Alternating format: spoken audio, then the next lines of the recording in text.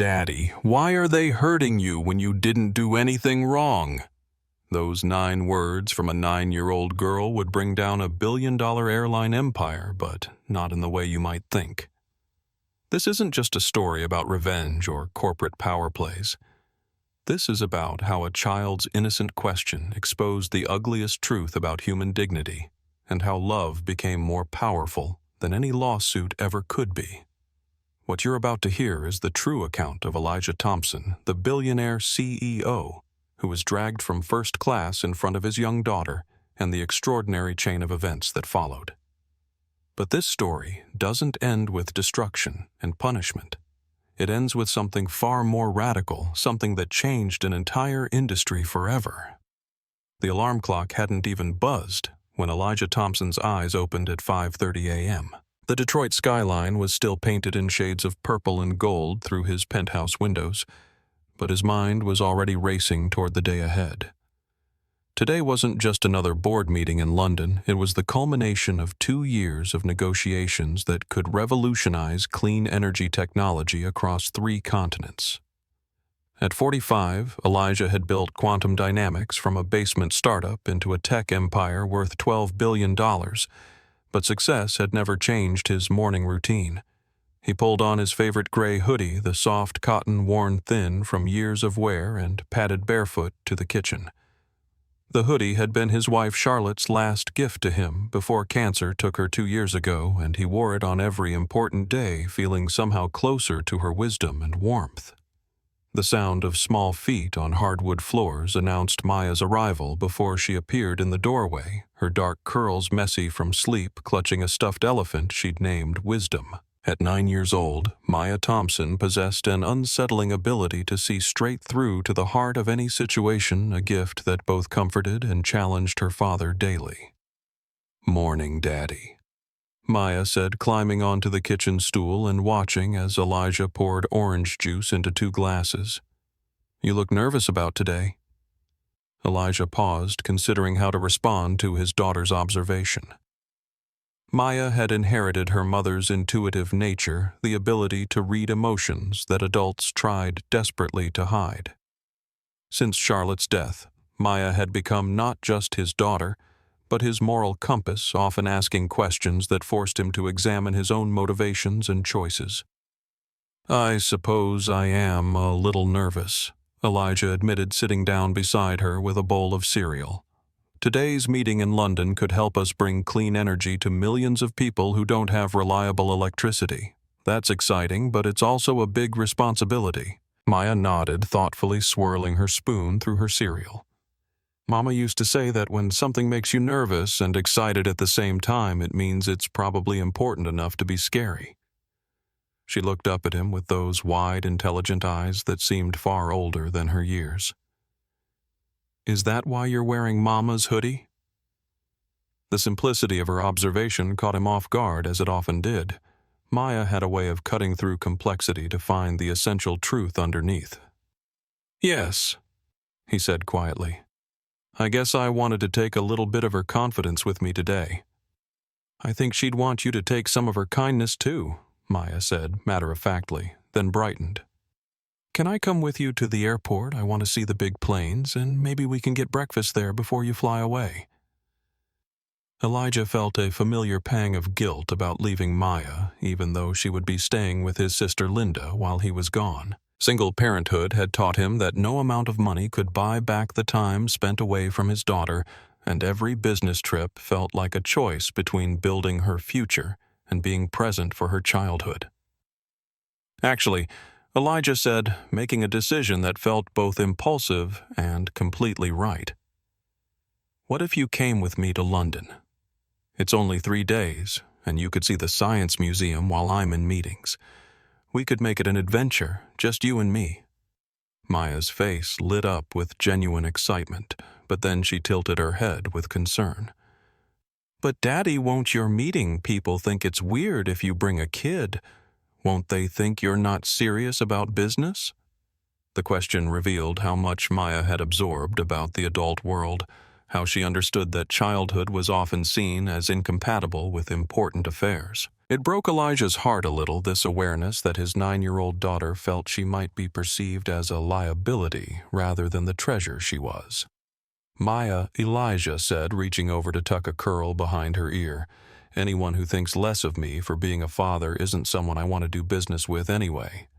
Besides, your mama always said that the most important work we do is raising the next generation to be better than we are." Maya smiled, the worry melting from her features. "Okay, but I want to pack my own suitcase, and I'm bringing my journal so I can write about everything for my class when we get back." "And Daddy?" She paused, looking suddenly serious. "Promise me we'll be kind to everyone we meet today, even if they're not kind to us first. Mom always said that's how we make the world a little bit better." As Elijah hugged his daughter, breathing in the familiar scent of her strawberry shampoo, he had no way of knowing how prophetic her words would prove to be. Within hours, they would both be tested in ways that would challenge everything they believed about justice, forgiveness, and the power of love to overcome hate. The morning sun was fully risen by the time they finished packing, Maya carefully folding her favorite dresses while chattering about all the things she wanted to see in London. Elijah watched her methodical approach to packing, noting how she included not just clothes, but also a small framed photo of Charlotte, her journal, and 3 books about different cultures. "Maya, why are you bringing so many books?" Elijah asked, zipping up his own simple duffel bag. "Because Mama said traveling is about more than just seeing new places," Maya replied, her tone suggesting this should be obvious. "It's about understanding how other people live and think. Plus, if I get scared on the airplane, reading helps me remember that there are always good stories even when real life feels scary." The wisdom in her words reminded Elijah why Charlotte had often joked that Maya was an old soul trapped in a child's body. As they gathered their things and headed toward the door, Elijah felt a sense of anticipation mixed with an inexplicable uneasiness, as though the universe was preparing to teach them both lessons they didn't yet know they needed to learn. Detroit Metropolitan Airport buzzed with the familiar energy of early morning travelers, a symphony of rolling suitcases, gate announcements, and the endless beeping of security scanners. Elijah and Maya moved through the crowds with practiced ease, their frequent travel having taught them the rhythms of airport navigation. Though today felt different, somehow charged with an anticipation that went beyond their usual business trips. Maya walked beside her father with confident steps, her small pink suitcase trailing behind her, while she observed everything with the intense curiosity that marked her approach to new experiences. She had dressed carefully for the journey, choosing a navy blue dress with tiny silver stars that Charlotte had bought her for special occasions, paired with comfortable sneakers and a small cross necklace that had belonged to her grandmother. "Daddy, look at how many different languages I can hear," Maya said, tugging on Elijah's sleeve as they passed a group of travelers speaking what sounded like Mandarin. "Do you think they're going somewhere exciting too?" Elijah smiled, appreciating how Maya's natural empathy extended to strangers. "Probably. Every person in this airport has their own important journey, their own reasons for being here. Some are going home to family, some are starting new adventures, some are here for business like us." As they approached the first-class check-in counter, Elijah noticed Maya studying the long lines of economy passengers with thoughtful attention. "Daddy, why do some people get to skip the lines? Is it because they paid more money?" The question carried no judgment, just genuine curiosity, but it reminded Elijah of the privileges that his wealth afforded him, advantages that he sometimes took for granted. "Yes, partly because of money," he admitted. "But I hope we never forget that every person in those lines is just as important as we are. Money should make life more convenient, not make us think we're better than other people." Maya nodded seriously. "Mama used to say that how you treat people when you don't have to be nice to them shows who you really are inside." Their boarding passes showed seats 1A and 1B, first-class window and middle seat respectively, Elijah had specifically chosen to keep Maya close rather than booking her a seat further back, knowing that this trip represented one of their first major adventures together since Charlotte's death. The tickets had cost more than many people made in a month, but Elijah had learned that time with Maya was the only currency that truly mattered. As they waited in the gate area, Maya pulled out her journal, a purple notebook with silver stars that matched her dress, and began writing in her careful 9-year-old handwriting. "What are you writing about?" Sweetheart Elijah asked, settling into the seat beside her. "I'm writing about all the different people I see," Maya explained, looking up from her journal. "There's a lady over there who looks sad, maybe because she's saying goodbye to someone. And that man is reading a book about gardening, so maybe he's going somewhere to learn about plants. Everyone has a story, right, Daddy?" Elijah followed Maya's gaze around the gate area, seeing the collection of travelers through his daughter's compassionate lens. An elderly woman sat alone, clutching a tissue. A young couple shared earbuds, listening to music together. A businessman typed furiously on his laptop while balancing a coffee cup. Each person was indeed carrying their own joys, sorrows, hopes, and fears. "You're right," Elijah said.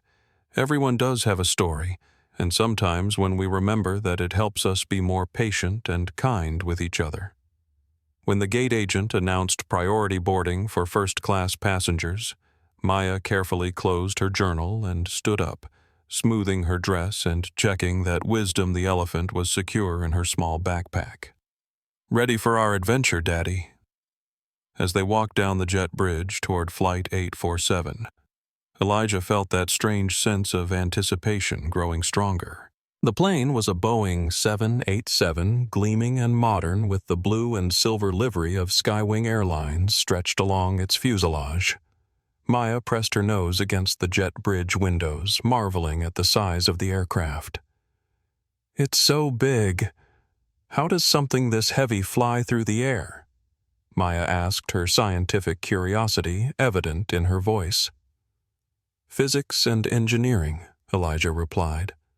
"But your mama always said it was a little bit of magic, too. She said that every time humans figured out how to do something impossible like flying or talking to someone on the other side of the world, we were proving that love and determination could overcome any obstacle." They stepped through the aircraft door into the first-class cabin where soft lighting and the smell of leather created an atmosphere of understated luxury.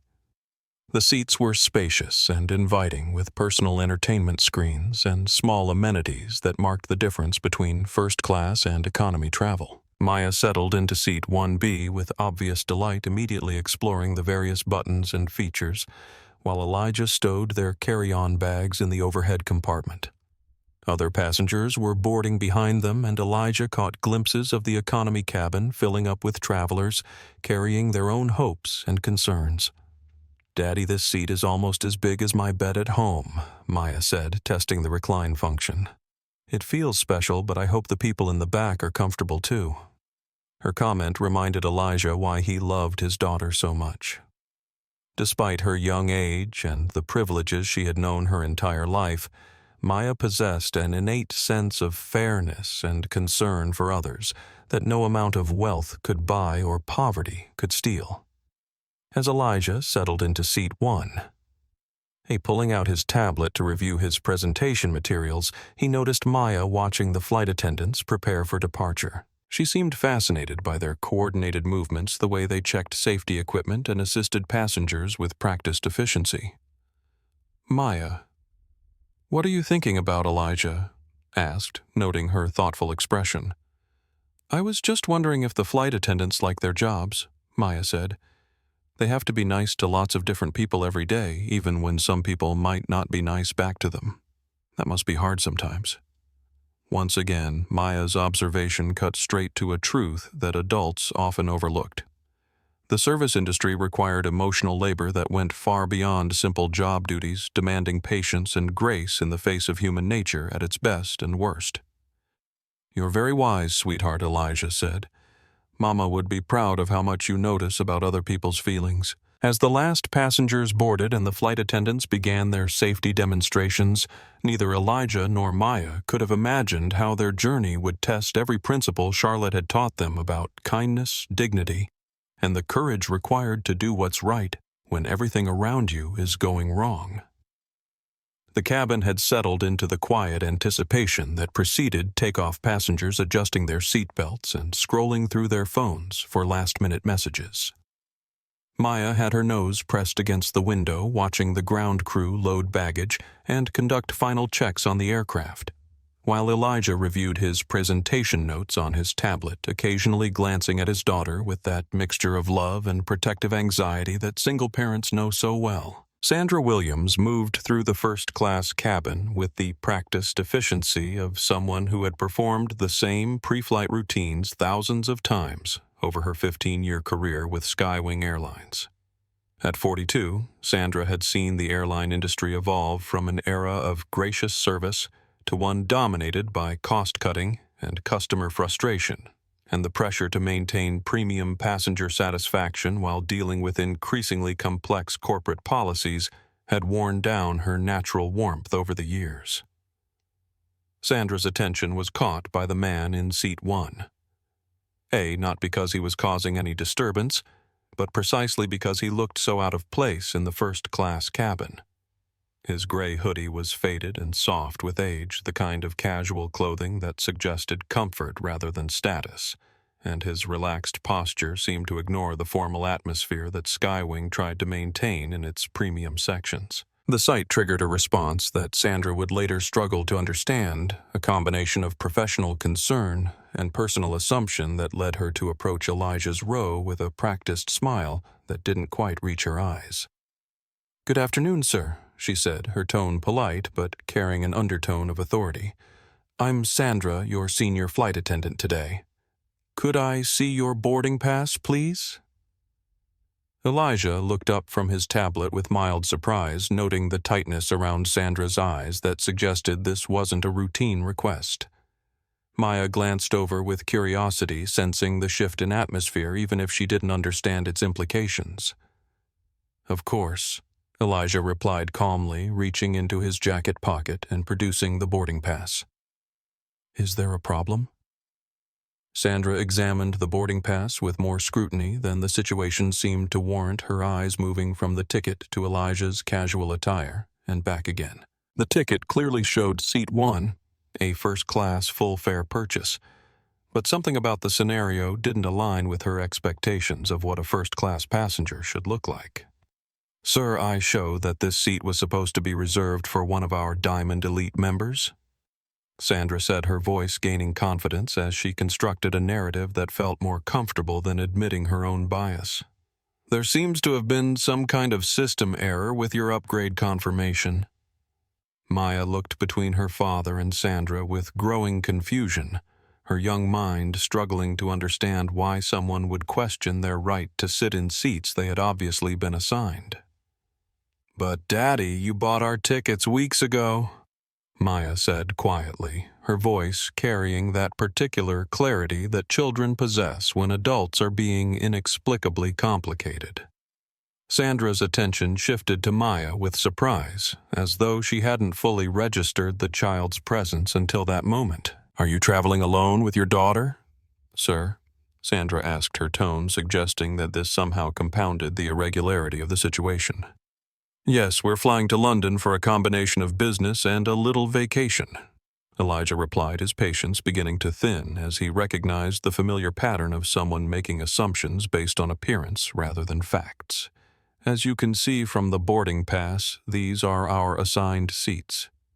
"Well, sir, I'm going to need to verify this with our gate agent," Sandra said, pulling out her phone with the air of someone who was certain she was about to expose a mistake.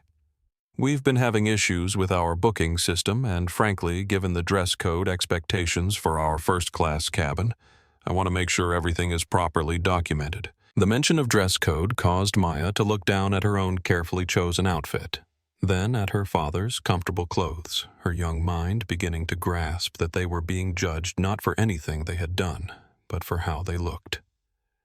"Daddy, are we dressed wrong?" she asked in a whisper that carried clearly in the quiet cabin. Elijah felt a familiar surge of protective anger, not for himself, but for his daughter, who was experiencing her first real lesson in how the world could be arbitrarily cruel to people who didn't conform to certain expectations. "No, sweetheart. We're dressed just fine," he said firmly, then looked directly at Sandra. "I'd appreciate it if you could resolve whatever concern you have quickly, as my daughter and I would like to settle in for our flight." Before Sandra could respond, the cabin door opened to admit a late boarding passenger who immediately commanded attention through sheer force of personality. Dylan Crawford was 28 years old, dressed in an expensive Italian suit that looked like it had been tailored specifically for his athletic frame, and he moved with the kind of confidence that came from never having been denied anything he wanted in his entire life. Dylan was the son of a media mogul, an Instagram influencer with 2 million followers, and someone who had built his entire identity around the privileges that wealth and family connections afforded him. He spotted Sandra near row 1 and approached with a charming smile that had opened countless doors throughout his life. "Sandra." "Right," Dylan said, reading her name tag with practiced charm. "I'm Dylan Crawford. I'm supposed to be in seat 1A, but it looks like there's been some confusion." Sandra's demeanor immediately shifted, her professional smile becoming genuinely warm as she recognized Dylan's name from the airline's VIP passenger list. "Mr. Crawford, yes, we've been expecting you. I was just sorting out a seating issue." Dylan glanced at Elijah and Maya with casual dismissal, the kind of look that suggested they were obstacles to be moved rather than people to be acknowledged. "No problem. I'm sure we can figure this out quickly." Maya watched this interaction with growing distress, her intuitive understanding of human nature telling her that something fundamentally unfair was happening even if she couldn't articulate the complex social dynamics at play. "Daddy?" she whispered. "Why is she being nice to him but not to us?" The question cut through the adult pretense like a knife, exposing the ugly truth that everyone in the immediate vicinity was dancing around. Elijah felt his protective instincts flare not just because of the treatment they were receiving, but because his 9-year-old daughter was being forced to witness the arbitrary nature of respect and dignity in the adult world. "Let me call Captain Brooks to sort this out," Sandra said, already reaching for the interphone. "I'm sure we can find alternative seating for your family in our premium economy section where you'll be much more comfortable." The suggestion that they would be more comfortable in a different section carried implications that hung in the air like smoke. Elijah realized that this situation was escalating beyond a simple seating dispute into something that would test every principle Charlotte had taught Maya about standing up for what's right while maintaining dignity and grace. "Sandra," Elijah said, his voice remaining calm but gaining an edge of steel, "I'm going to ask you one more time to check your records. My name is Elijah Thompson, seat 1. A is legitimately mine, and my daughter and I are not moving." The use of his full name caused a flicker of uncertainty in Sandra's eyes, as though the name sounded familiar, but she couldn't place where she might have heard it. Dylan, however, remained supremely confident, settling into seat 1A with proprietary ease. "Look, buddy." Dylan set his tone condescending in the way that wealthy young men often adopted when dealing with what they perceived as lesser mortals. "I'm sure this is all very frustrating, but I've got a very important meeting in London and I really need this particular seat. I'm sure the airline can compensate you for any inconvenience." Maya's small hand slipped into her father's, seeking comfort and understanding in a situation that made no sense to her young heart. "Daddy, why won't they listen to us?" she asked, her voice carrying a tremor that broke Elijah's heart. As the situation continued to escalate, none of them could have predicted that within minutes the peaceful beginning of their journey would transform into a confrontation that would be witnessed by millions, change lives forever, and ultimately teach the world powerful lessons about the difference between justice and revenge, between power and wisdom, and between the easy path of retaliation and the harder road of forgiveness and healing. Captain James Brooks had been flying commercial aircraft for 27 years, and in that time he had developed what he considered to be sound judgment about passenger disputes. When Sandra's call reached the cockpit requesting his assistance with a difficult passenger situation in first class, Brooks felt the familiar irritation that came with dealing with what he assumed would be another entitled traveler, making unreasonable demands. Brooks was a man who prided himself on running an efficient operation, maintaining on-time departure schedules, and keeping corporate management satisfied with his performance metrics. At 52, he was approaching the end of his career, and had little patience for complications that threatened to delay departure or create the kind of incidents that required extensive paperwork and explanations to supervisors. When Brooks emerged from the cockpit and walked into the first-class cabin, he quickly assessed the situation through the lens of his own assumptions and experiences. He saw Dylan Crawford, whose name he recognized from the VIP passenger manifest, sitting confidently in seat 1A. He saw Sandra, a flight attendant he trusted and had worked with for several years, looking frustrated and professional. And he saw Elijah and Maya, a man in casual clothes and a young child standing in the aisle in what appeared to be an adversarial position. "What seems to be the problem here?" Brooks asked, his voice carrying the automatic authority that came from wearing the captain's uniform and holding ultimate responsibility for the aircraft. Captain Brooks' Sandra said, her relief evident, "We have a passenger who is refusing to move from a seat that was reserved for Mr. Crawford. Despite multiple requests, he's insisting on remaining in first class, even though there seems to have been a booking error."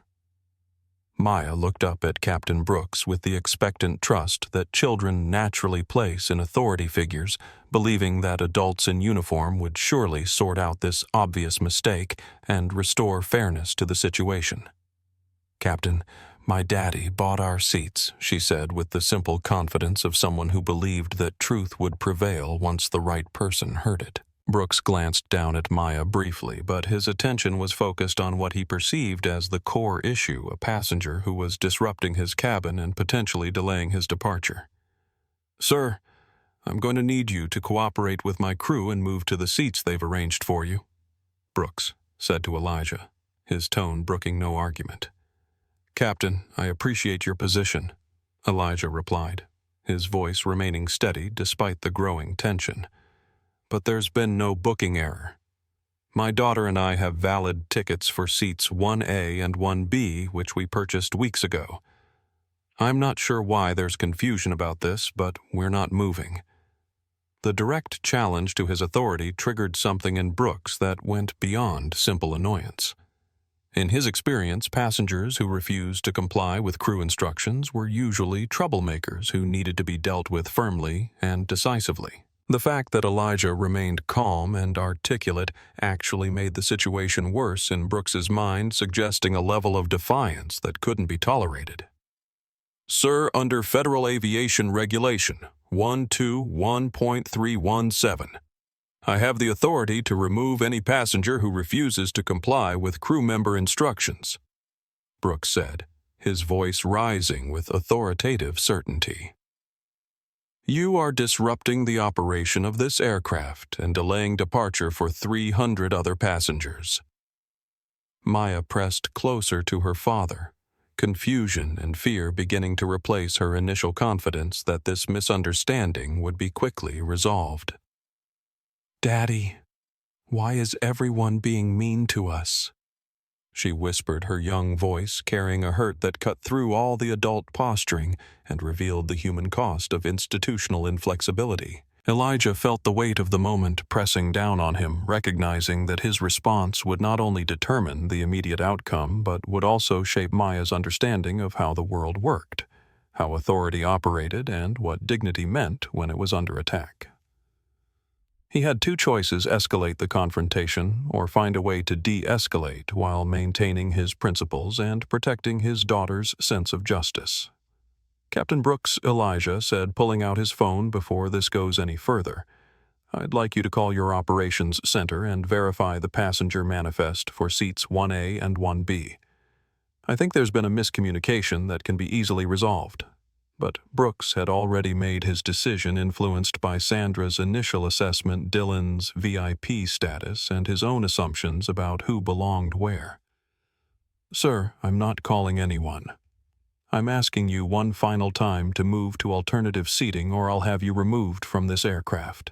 The ultimatum hung in the air like a challenge, and Maya looked between her father and Captain Brooks with growing understanding that something terrible was about to happen. Her small hand tightened in Elijah's as she sensed the adult world revealing one of its uglier truths, that power often mattered more than fairness, that appearances could override facts, and that even when you did nothing wrong, you could still be made to suffer for other people's mistakes and prejudices. Captain Elijah said quietly, "You're about to make a decision that you're going to regret. I'm not threatening you. I'm simply telling you that dragging a paying passenger and his young daughter off this aircraft for refusing to give up legitimately purchased seats is going to have consequences that extend far beyond this flight." Brooks interpreted this as a threat rather than a warning, and his anger flared in response. "Are you threatening me, sir? Because threatening a flight crew is a federal offense." "I'm not threatening anyone," Elijah replied with exhausted patience. "I'm sitting in the seat I paid for with my daughter, bothering no one and asking to be treated with basic dignity and respect." It was at this moment that Brooks made the decision that would change everything.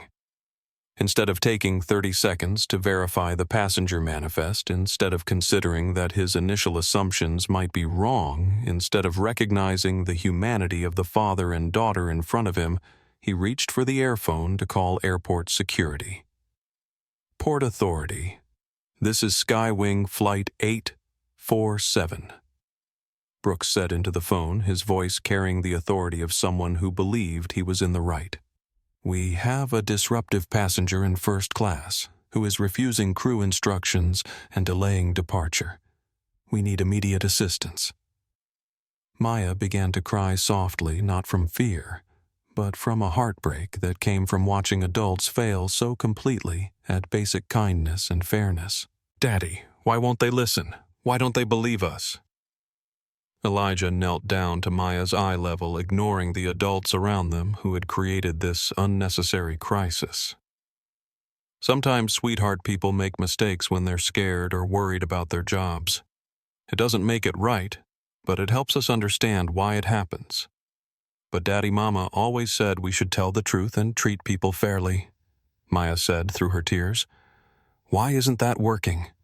The innocence of her question exposed the moral bankruptcy of the situation, revealing how the adult world's complicated systems of authority, prejudice, and assumption could override the simple principles that children understood instinctively. As airport security officers appeared in the cabin doorway, Elijah realized that their peaceful journey was about to become something much more significant, a test of everything Charlotte had taught them about maintaining dignity in the face of injustice, and choosing love over anger even when the world seemed determined to break your heart.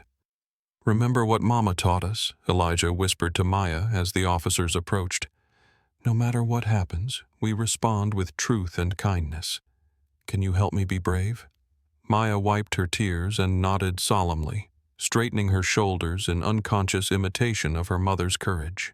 Neither she nor Elijah could have imagined that within minutes, her innocent question would be heard by millions of people around the world, or that their response to this moment of injustice would ultimately transform not just their own lives, but the lives of everyone who had wronged them, teaching the world that the most powerful response to hatred isn't revenge, but the much harder choice of healing and redemption. The airport security office where Elijah and Maya found themselves was a sterile, windowless room, furnished with plastic chairs and fluorescent lighting that hummed with institutional indifference. Maya sat close to her father, her small hand still clutched in his, while Wisdom the elephant peeked out from her backpack, offering silent comfort in a situation that made no sense to her 9-year-old understanding of fairness and justice. Officer Rodriguez, a 20-year veteran of airport security, seemed uncomfortable with the situation as he filled out the incident report. He had expected to find a belligerent passenger, someone who had been drinking or causing obvious disturbances, not a quiet man in a hoodie sitting protectively next to his young daughter who looked like she belonged in a children's book rather than a security office. Mr. Thompson. Officer Rodriguez said, his tone more gentle than official. The flight crew is claiming that you refused multiple requests to change seats and became verbally aggressive when asked to comply. They're requesting that we process this as a federal disturbance case. Maya looked up at her father with confusion written across her small features. Daddy, what does that mean? Are we in trouble for sitting in our own seats? The question hung in the air with devastating simplicity, cutting through all the official language and procedural justifications to reveal the fundamental absurdity of their situation. Elijah squeezed his daughter's hand, gently drawing strength from her presence, even as his heart broke for the lesson in adult failure that she was being forced to witness. Officer Rodriguez Elijah said calmly, I was never verbally aggressive. I simply refused to give up seats that we purchased legitimately. My daughter and I posed no threat to anyone, caused no disturbance, and did nothing except exist in a space where someone decided we didn't belong. Meanwhile, 3 rows behind where Elijah and Maya had been sitting, college student Lily Chen was reviewing the video footage she had captured on her phone. Lily was 20 years old, studying journalism at Columbia University, and she possessed the instinctive understanding of her generation that powerful moments needed to be preserved and shared to maintain accountability in an increasingly complex world.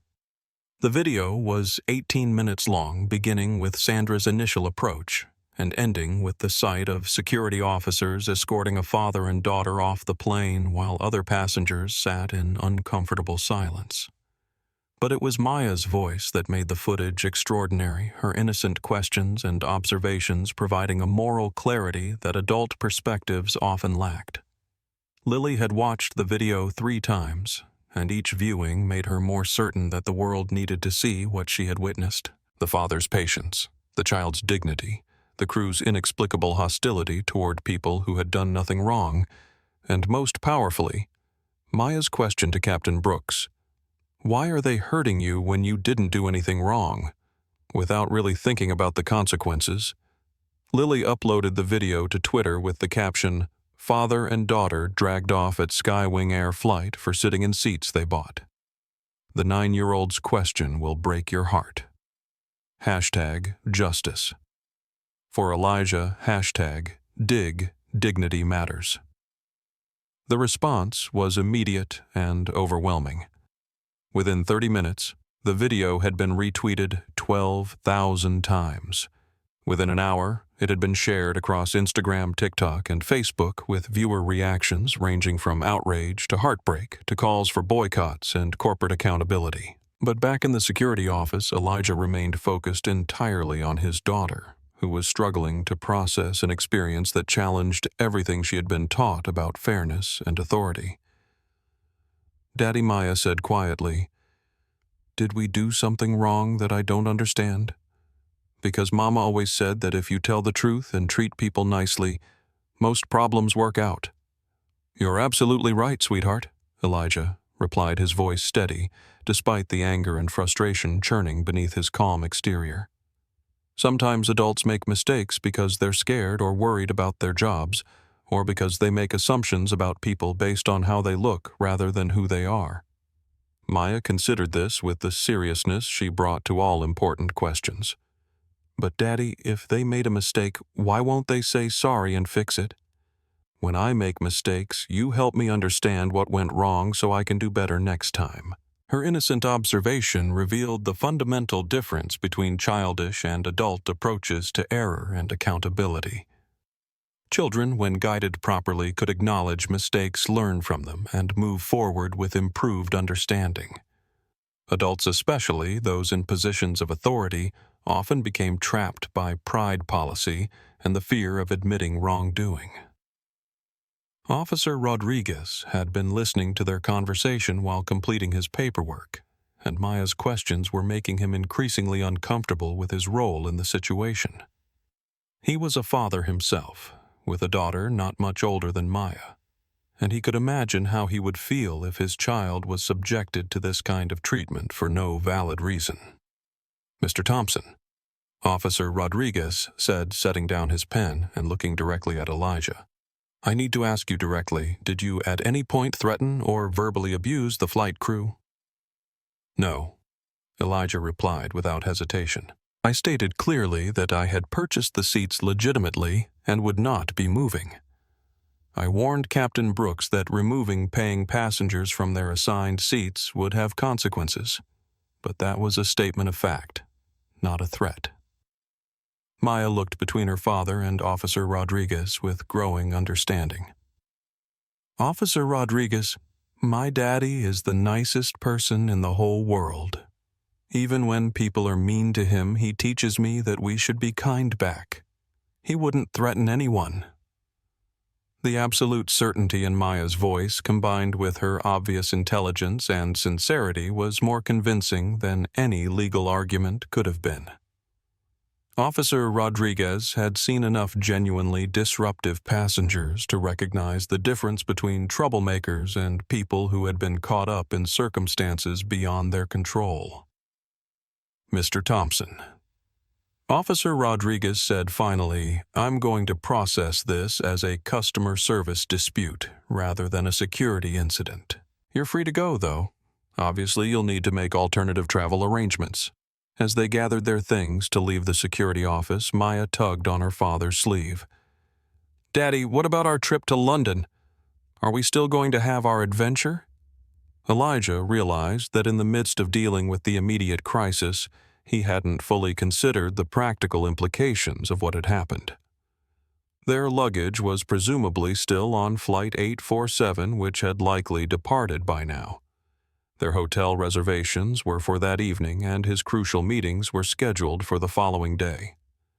But looking at his daughter's hopeful face, Elijah understood that the most important part of their journey wasn't about business meetings or tourist attractions.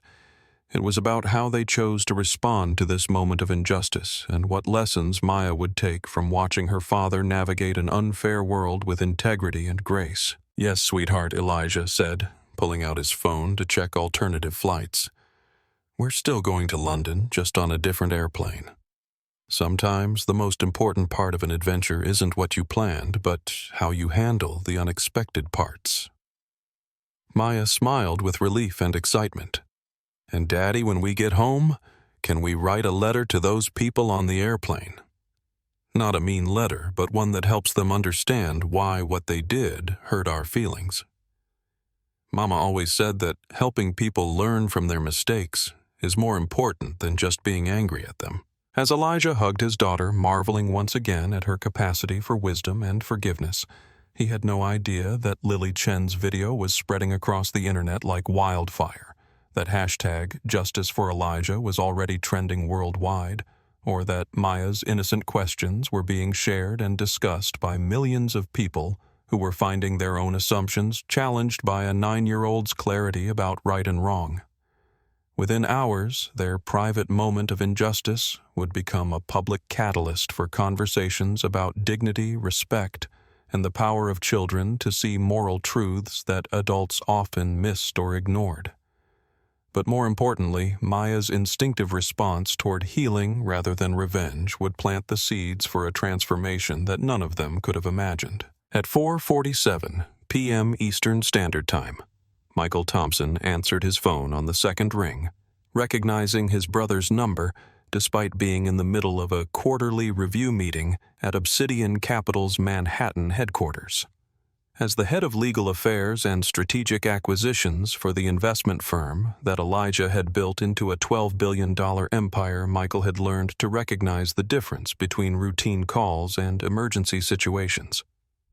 "Elijah, how did the flight go?" Michael asked, stepping out of the conference room where 6 lawyers were reviewing acquisition documents. "Are you calling from London already?" "Michael, I need you to activate Project Phoenix," Elijah said, his voice carrying a controlled intensity that immediately commanded his brother's attention. "Skywing Airlines. Full debt recall. Every contract, every lease agreement, every line of credit. I want their entire operation frozen within the hour. Michael Thompson had known his brother for 45 years, had worked alongside him for 2 decades, and had never heard Elijah request the kind of comprehensive corporate destruction that Project Phoenix represented. The protocol had been developed as a last resort option for dealing with companies that had committed such egregious breaches of contract or ethical violations that normal business remedies were insufficient. Elijah, what happened? Michael asked, already moving toward his office, where he could access the secure servers that contained detailed financial profiles of every major corporation that Obsidian Capital had dealings with. Did Skywing breach the fuel supply contracts? Is this about the maintenance agreements? They dragged me off the plane, Michael, Elijah said quietly, in front of Maya, because I was wearing a hoodie and they decided I didn't belong in first class despite having paid full fare for our seats. When I refused to move, they called security and had us physically removed from the aircraft. The silence on Michael's end of the call stretched for several seconds as he processed the implications of what his brother had just told him. Michael was a Harvard-educated lawyer who had spent his career navigating the complex relationships between corporate power, legal liability, and public responsibility. But the image of his 9-year-old niece watching her father be humiliated and physically removed from an airplane triggered a response that went beyond professional considerations. Maya saw this happen, Michael asked, his voice tight with controlled anger. They removed a child and her father from seats they had legitimately purchased. She asked me why they were hurting me when I hadn't done anything wrong, Elijah replied, and Michael could hear the pain underlying his brother's careful composure. She asked why telling the truth and treating people nicely wasn't working to resolve the situation. Michael was already at his computer pulling up Skywing Airlines' corporate structure and debt obligations. What he saw on his screen made him realize that Elijah's request for comprehensive retaliation wasn't just emotionally justified, it was practically achievable in ways that would devastate the airline's operations completely. Jesus, Elijah, Michael said, scanning through the financial data. We hold $1.8 billion in Skywing debt through 17 different shell companies. Their fuel contracts, aircraft leases, insurance policies, even their headquarters lease in Chicago. If we call in all the paper simultaneously, they'll be grounded within hours, Elijah finished. Every plane, every route, every employee. I want them to understand that actions have consequences, that you can't treat people like garbage just because you think they don't have the power to fight back. Michael understood his brother's anger, shared it completely, but his legal training compelled him to consider the broader implications of what they were contemplating. Elijah, you realize this will affect 45,000 employees, most of whom had nothing to do with what happened to you and Maya. Baggage handlers, gate agents, maintenance crews, pilots who would never treat passengers the way you were treated. The ethical complexity of the situation wasn't lost on Elijah, but his anger was fueled by more than just personal humiliation. It was powered by the image of his daughter's confused face, by her innocent questions about fairness and dignity, and by the realization that Maya had been forced to witness a level of arbitrary cruelty that no child should have to understand. Michael, I built Obsidian Capital from nothing, because I believed that success should come with responsibility, Elijah said. We've tried to be ethical investors to support companies that treat their employees and customers with respect. Skywing Airlines has systematically fostered a culture where crew members feel empowered to humiliate paying customers based on their appearance and assumptions. As Michael initiated the complex series of financial maneuvers that would trigger Skywing's immediate collapse, he was simultaneously tracking the viral spread of Lily Chen's video across social media platforms. The footage had been viewed over 2 million times in the past hour, with comments ranging from outraged support for Elijah and Maya to calls for boycotts and corporate accountability. Elijah, there's something else you should know, Michael said, watching the real-time social media analytics on his secondary monitor. Someone filmed what happened. The video is everywhere. Maya's voice her questions to the captain. It's all captured. People are calling her a hero for maintaining such dignity and wisdom. The news that his daughter's most vulnerable moment had been recorded and shared with the world triggered a complex mix of emotions in Elijah. Pride in Maya's instinctive grace under pressure, anger that her innocence had been exposed to public scrutiny, and concern about the long-term implications of having their family's private trauma become a public rallying cry. "Is she identifiable in the video?" Elijah asked, his protective instincts flaring. "Her face isn't clearly visible, but her voice is crystal clear," Michael replied. "The internet is falling in love with her wisdom and composure." Someone started a hashtag called #Wisdom from Maya, sharing quotes from her questions during the incident. At precisely 5:15 p.m. Eastern Standard Time, Michael Thompson executed the financial protocols that would bring down Skywing Airlines. The first domino to fall was the fuel supply chain, as Obsidian's subsidiary companies simultaneously terminated contracts that provided jet fuel to Skywing operations across 3 continents. Within minutes, refueling operations ceased at airports from Dubai to Denver, stranding aircraft that couldn't complete their routes without additional fuel. The second wave hit Skywing's insurance coverage as Obsidian-controlled insurance companies exercised cancellation clauses that had been buried in standard policy language. Without insurance coverage, Skywing aircraft became legally unfit for passenger operations, triggering automatic grounding protocols that no amount of corporate maneuvering could override. The third and most devastating blow came when Obsidian called in the massive debt obligations that Skywing had assumed over the past 5 years to finance their fleet expansion and route development. The debt recall created an immediate liquidity crisis that made continued operations impossible, forcing the airline into an effective death spiral within 90 minutes of Michael's initial phone call. In Skywing's operations center in Chicago, the crisis unfolded with the inexorable momentum of a natural disaster. CEO Lawrence Hamilton watched helplessly as his airline's worldwide operations ground to a halt, understanding that his company was experiencing corporate annihilation, but unable to comprehend how a routine passenger removal had triggered such comprehensive retaliation. Meanwhile, aboard Flight 847, now stranded on the tarmac at JFK International Airport, Captain James Brooks was receiving radio communications that made no sense to his experienced understanding of airline operations. Tower Control was informing him that his aircraft was no longer authorized for takeoff due to federal asset seizure protocols and that ground vehicles were approaching to secure the plane as repossessed property. In first class, Dylan Crawford was demanding explanations from Sandra Williams, who had no answers for why the plane's engines had suddenly shut down, or why airport operations vehicles were surrounding their aircraft. Neither of them understood that their casual cruelty toward a father and daughter had triggered consequences that would ultimately cost 45,000 people their jobs and transform an entire industry's approach to customer service and human dignity.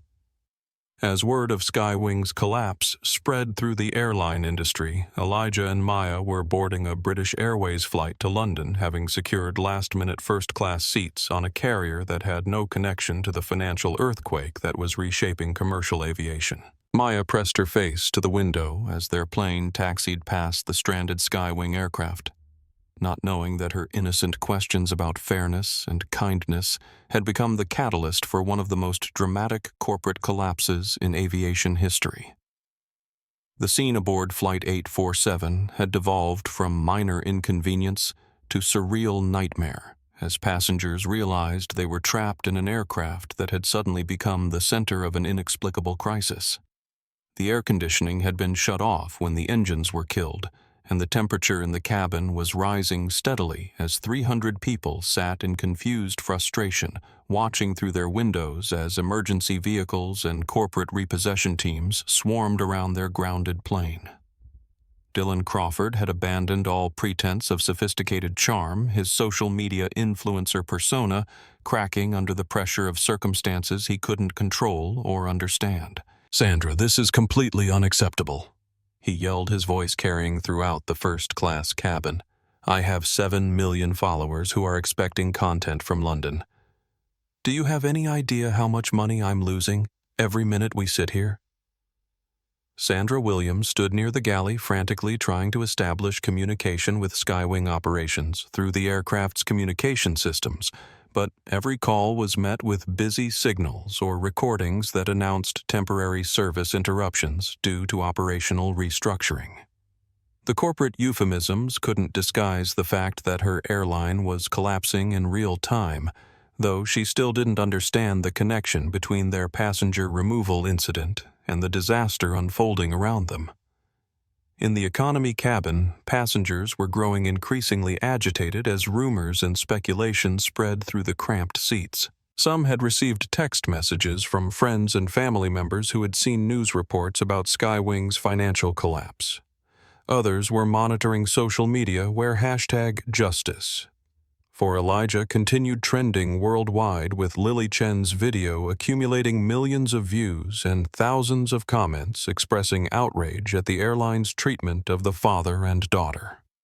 Captain Brooks sat in the cockpit, staring at instruments that displayed system after system going dark as external power sources were disconnected and ground support equipment was removed. His radio crackled with increasingly urgent instructions from air traffic control, directing him to shut down all engines immediately and prepare for aircraft evacuation as federal authorities assumed control of what was now classified as seized assets. "Captain Brooks to cabin crew," he announced over the intercom, his voice struggling to maintain professional calm. "Due to operational irregularities beyond our control, we will be returning to the gate for immediate passenger deplaning.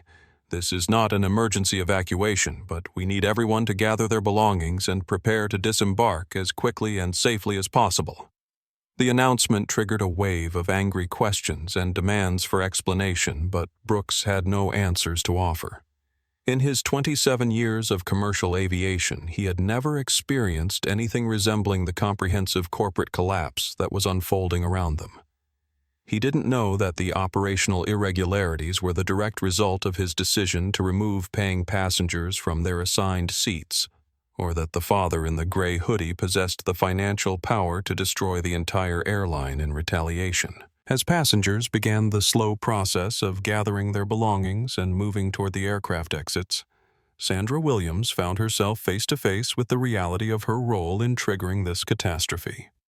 Her phone was buzzing with text messages from other Skywing employees across the country, all reporting identical operational shutdowns and rumors of immediate bankruptcy filings. Dylan Crawford pushed past elderly passengers and families with small children in his desperation to exit the aircraft. First, his entitled behavior providing a stark contrast to the patience and courtesy that other passengers were showing despite their frustration and confusion.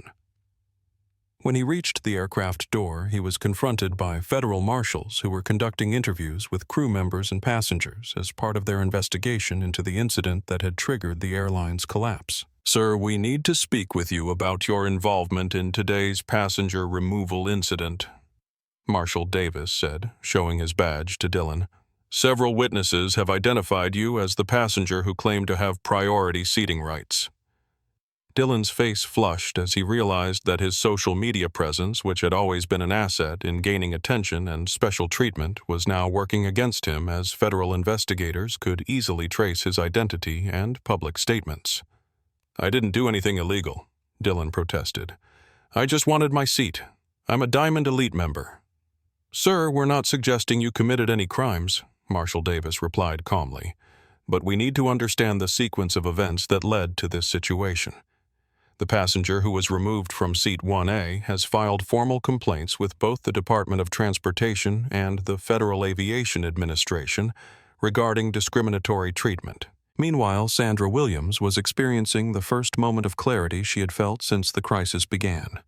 As she watched passengers filing past her with expressions ranging from annoyance to anger to disappointment, she began to understand that her assumptions about the man in the gray hoodie had set in motion a chain of events that would destroy not just her own career, but the livelihoods of thousands of colleagues who had trusted Skywing Airlines to provide stable employment.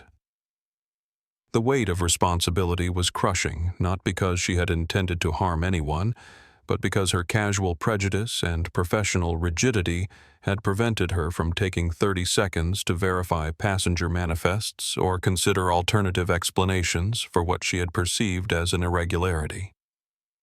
The father and daughter she had dismissed as problems to be solved had turned out to be real people with legitimate rights, and apparently the power to hold her accountable for violating those rights. Outside the aircraft, the operational aftermath of Skywing's collapse was unfolding with bureaucratic efficiency that disguised the human cost of corporate failure.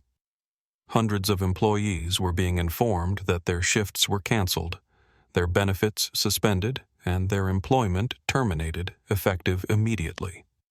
Ground crews who had worked for decades to build careers in aviation watched as equipment was repossessed and facilities were secured by creditor representatives. At Skywing's headquarters in Chicago, CEO Lawrence Hamilton was conducting emergency meetings with lawyers, accountants, and crisis management specialists, trying to understand how his airline had gone from profitable operations to complete bankruptcy in less than 2 hours. The financial analysis was devastating. Every major contract, lease agreement, and credit facility had been simultaneously terminated by creditor companies that all traced back to Obsidian Capital. Lawrence: "We need to talk about the passenger incident at JFK," Hamilton's general counsel said, placing a tablet on the conference room table that showed Lily Chen's viral video. "The man who was removed from the flight, his name is Elijah Thompson. He's the founder and CEO of Obsidian Capital." Hamilton watched the video in horrified fascination, seeing his airline's destruction through the lens of a 9-year-old girl's questions about fairness and human dignity. Maya's voice asking, "Why are they hurting you when you didn't do anything wrong?" provided a moral clarity that made the corporate and legal complexities of the situation irrelevant. Jesus Christ. Hamilton whispered, understanding for the first time that his airline hadn't been destroyed by market forces or competitive pressure, but by their own failure to treat a customer with basic respect and dignity. "We dragged a man and his daughter off a plane for refusing to give up seats they had legitimately purchased, and that man had the power to shut down our entire operation in response." As evening fell across the aviation industry, the immediate consequences of the day's events were becoming clear. Skywing Airlines had ceased operations permanently, 45,000 employees were unemployed, and millions of passengers faced canceled flights and disrupted travel plans. But the deeper implications of Maya's questions about fairness, dignity, and the right way to treat fellow human beings were just beginning to resonate through corporate boardrooms and policy discussions across the airline industry. In London, Elijah and Maya checked into their hotel suite, successfully completing their journey despite the dramatic interruption. Maya was drawing pictures in her journal, capturing her memories of the day's events with the honest perspective that only children possessed. Her artwork showed people on an airplane, some smiling and helpful, others looking angry and confused, with careful notes about the difference between being kind and being right. Daddy Maya said, looking up from her drawing, "I've been thinking about those people on the airplane today. Do you think they're scared now because they lost their jobs? Even though they weren't nice to us, I feel sad that they might be worried about taking care of their families." Her compassionate concern for the very people who had treated them unjustly revealed the fundamental difference between childish and adult approaches to justice and consequences. Maya could hold space for both accountability and empathy, understanding that people could make terrible mistakes while still deserving compassion and opportunities for redemption. By sunrise the next morning, the collapse of Skywing Airlines had become more than a business story. It had evolved into a cultural phenomenon that was forcing millions of people to examine their own assumptions about fairness, dignity, and the consequences of treating fellow human beings as less than fully worthy of respect. Major news networks were running continuous coverage of what commentators were calling the Hoodie incident, though the focus was shifting from the corporate drama to the moral questions that Maya's innocent observations had raised. CNN's morning anchor, Patricia Williams, opened her broadcast with a segment that had been watched over 10 million times across various platforms. A 9-year-old girl asked a simple question yesterday that brought down an airline and challenged an entire industry. Maya Thompson wanted to know why adults were hurting her father when he hadn't done anything wrong. Today, we're asking ourselves why we needed a child to point out that treating people with dignity shouldn't depend on their appearance, their wealth, or their ability to fight back. The viral spread of Lily Chen's video had created an unexpected outcome rather than simply generating outrage against Skywing Airlines. It was inspiring conversations about the countless daily interactions where people were treated poorly based on assumptions, prejudices, and the abuse of small amounts of institutional power. Social media was flooded with personal stories from people who had experienced similar treatment in various contexts, from retail stores to restaurants to medical facilities. In the Federal Aviation Administration's Washington headquarters, emergency meetings were taking place to address not just the immediate operational chaos caused by Skywing's collapse, but the broader implications of an incident that had exposed fundamental problems with how airlines handled passenger conflicts. Administrator Rebecca Chen was reviewing preliminary reports from field investigators who had interviewed crew members and passengers from Flight 847. The disturbing pattern that emerges from witness statements, Administrator Chen told her staff, is that the crew members made their initial decisions based entirely on appearance and assumptions rather than factual verification. They had the passenger manifest available on their tablets. They could have resolved the seating question in under a minute, but they chose instead to escalate a non-problem into a federal incident. The investigative report revealed that Captain Brooks had never requested verification of passenger identities, that Sandra Williams had ignored standard protocols for handling seating disputes, and that Dylan Crawford had been accommodated, despite having no legitimate claim to seat 1. Simply because his name appeared on the VIP passenger list, and he looked like what the crew expected a first-class passenger to look like. In Queens, New York, Sandra Williams sat in her small apartment, surrounded by cardboard boxes, as she prepared to move back in with her elderly mother. The loss of her job was devastating, not just financially but emotionally, as she was forced to confront the reality that her unconscious biases had contributed to the destruction of thousands of other people's livelihoods. Her phone had been buzzing constantly with calls from reporters, lawyers, and former colleagues, but she couldn't bring herself to answer most of them. The one call she had taken was from her union representative, who informed her that Skywing's bankruptcy meant that her pension and benefits were frozen indefinitely, possibly lost permanently. 22 years of dedicated service she had thought wiped out because she had made assumptions about a man in a hoodie and refused to spend 30 seconds checking the passenger manifest. But it was the hate mail that hurt the most. Thousands of people had identified her from the viral video, and her personal contact information had been shared across social media platforms. The messages ranged from simple expressions of disgust to detailed threats about what angry strangers thought should happen to her. She understood that she deserved criticism for her role in the incident, but the volume and intensity of the hatred directed toward her felt disproportionate to her mistakes. Meanwhile, in a cargo facility in Alaska, Captain James Brooks was loading frozen fish into a refrigerated truck, his airline career permanently destroyed by the federal investigation that had resulted in the suspension of his commercial pilot's license. The physical work was exhausting for a 52-year-old man who had spent decades in cockpits, but it was the emotional weight of understanding his role in the crisis that truly crushed his spirit. Brooks had been replaying the incident in his mind for weeks, trying to understand how he had made such catastrophically poor decisions. He remembered the pressure he had felt about maintaining on-time departure schedules, the confidence he had placed in Sandra's assessment of the situation, and his automatic assumption that passengers who looked like Elijah Thompson didn't belong in first-class cabins. The worst part was watching the video footage that had captured Maya's questions and observing his own responses through the lens of hindsight and understanding. He could see the moment when his professional authority had overridden his basic human decency, when his concern about corporate metrics had blinded him to the simple truth that a father and daughter deserved to be treated with respect regardless of their appearance. In Manhattan, Dylan Crawford was discovering that his social media influence had become a liability rather than an asset.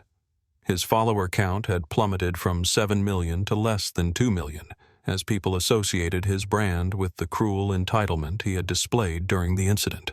Sponsorship deals worth millions of dollars had been canceled, and his talent agency had quietly dropped him from their client roster. The irony wasn't lost on Dylan that his desperate pursuit of content for his social media channels had resulted in him becoming the subject of content that portrayed him as everything wrong with influencer culture and generational privilege. He had become a cautionary tale about the dangers of treating real people as props in personal branding exercises. But the most significant ripple effects were happening in corporate boardrooms across the aviation industry, where executives were conducting emergency reviews of their own passenger service policies and crew training programs. The speed and completeness of Skywing's destruction had sent shockwaves through an industry that had become comfortable with prioritizing operational efficiency over customer dignity. United Airlines announced the implementation of mandatory bias awareness training for all customer-facing employees. Delta unveiled a new customer bill of rights that specifically prohibited crew members from making seating decisions based on passenger appearance. Southwest initiated a comprehensive review of their conflict resolution procedures with input from child development experts who could help staff understand how their actions affected young passengers. The transformation wasn't limited to airlines. Hotels, restaurants, retail chains, and other service industries were examining their own policies and training programs, recognizing that the public's response to Maya's simple questions about fairness had revealed a widespread hunger for businesses that prioritized human dignity over arbitrary rules and assumptions. In London, where Elijah's business meetings had proceeded successfully despite the dramatic interruption to their travel plans, Maya was visiting the British Museum with a private guide, while her father conducted negotiations that would bring clean energy technology to underserved communities across Africa and South Asia. The irony that their worst day had led to their most productive business outcomes wasn't lost on Elijah, though he remained focused on the human cost of their experience. That evening, as they sat in their hotel suite reviewing the day's activities, Maya showed her father new drawings she had made this time depicting people from different cultures and backgrounds working together on projects that helped other people. "Daddy, I was thinking about yesterday, and I think maybe something good can come from something bad if we decide to help other people learn from what happened." Her innocent optimism about the possibility of transformation and growth, even in the aftermath of injustice and trauma, would prove to be more prophetic than either of them could have imagined. Within weeks, Maya's questions about fairness and dignity would inspire a movement toward restorative justice approaches in corporate conflicts, fundamentally changing how businesses addressed employee misconduct and customer service failures. But more importantly, her instinctive belief that people could learn from their mistakes and become better versions of themselves would challenge her father to consider whether the destruction of Skywing Airlines was truly justice, or whether there might be a more powerful way to respond to injustice that could heal rather than simply punish, and transform rather than merely destroy. 3 weeks after their traumatic flight experience, Elijah and Maya had returned to their normal routine in Detroit, though the aftermath of what the media was now calling the Dignity Incident continued to unfold around them in ways that neither had anticipated. Their penthouse apartment had become an inadvertent command center for managing the hundreds of interview requests, legal consultations, and business opportunities that had emerged from their story. But Elijah was careful to shield Maya from the more overwhelming aspects of their unexpected fame. Maya's 9-year-old perspective on their experience had evolved during their successful London trip, where she had visited museums, attended her father's business presentations, and experienced the kind of respectful treatment that should have been routine but felt revolutionary after their Skywing encounter. She had filled 2 journals with observations about how different people in different places treated strangers with varying levels of kindness and curiosity, and her insights were both profound and heartbreaking. Daddy Maya said one morning as they shared breakfast overlooking the Detroit River, "I've been reading the letters people sent us about what happened on the airplane." Her small hands were holding a stack of handwritten notes that had arrived from Skywing Airlines employees who had lost their jobs when the company collapsed. Some of these people are really sad and scared about how they're going to take care of their families. Elijah had been dreading this conversation, knowing that Maya's natural empathy would eventually lead her to consider the broader consequences of the corporate retaliation he had unleashed. The letters she was referring to came from flight attendants, ground crew members, baggage handlers, and office workers who had no connection to the incident that destroyed their employer, yet found themselves unemployed because of decisions made by people they had never met. "I know, sweetheart," Elijah said carefully, setting down his coffee cup and giving Maya his full attention. "When companies make bad decisions, sometimes innocent people get hurt along with the people who actually did something wrong. That's one of the hardest parts about trying to fix unfairness in the world." Maya sorted through the letters with the methodical approach she brought to all serious problems, organizing them into different categories based on the writer's situations and concerns. "Daddy, this letter is from a lady named Jenny who loaded baggage and she has 3 kids and can't find another job yet. And this one is from a pilot named Robert, who says he never would have treated us like Captain Brooks did, but now he can't fly anywhere because all the airlines think he might be like the bad people." The moral complexity of the situation wasn't lost on Maya despite her young age, and Elijah could see her struggling to reconcile her sense of justice with her natural compassion for people who were suffering. Charlotte had raised their daughter to believe that every person deserved dignity and fairness regardless of their circumstances, and Maya was applying that principle even to the aftermath of their own victimization. "Sweetheart, what do you think we should do about those letters?" Elijah asked, genuinely curious about his daughter's perspective on a situation that had challenged his own understanding of justice and accountability. Maya was quiet for several minutes. Her brow furrowed in concentration as she considered the question with the seriousness she brought to all moral dilemmas. Finally, she looked up at her father with that direct gaze that always reminded him of Charlotte's ability to see through complexity to essential truths. "Daddy, remember how Mama used to say that when someone hurts you, you have 2 choices. You can hurt them back, which makes the hurt bigger and spreads it to more people. Or you can help them understand why what they did was wrong, so they can learn to do better next time." Elijah felt his breath catch as he recognized Charlotte's wisdom emerging from their daughter's lips, the same insights about restorative versus punitive justice that had guided their approach to parenting and had made Charlotte such an effective mediator in her social work career before Maya was born. "I remember Mama saying that," Elijah replied, his voice soft with emotion. "Do you think there's a way to help Captain Brooks and Sandra Williams understand why what they did was wrong, without hurting all these other people who didn't do anything bad?" Maya considered this question with the same intensity she brought to her math homework, working through the logical implications of different approaches to the problem. "Well, Daddy, what if we talk to them? Not in a mean way, but like how Mama used to help people solve problems by helping them understand each other better."